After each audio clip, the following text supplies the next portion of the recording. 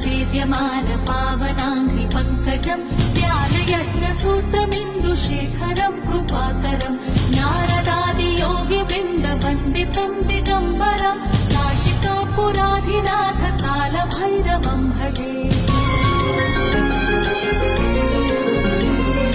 भानुकोटिभास्वरम् भवाब्धितारकम् परम् नीलकण्ठमीप्सितार्थदायकम् त्रिलोचनम् कालमालमम्बुजाक्षमक्षशूलमक्षरम् काशिकापुराधिनाथ कालभैरवम् भजे।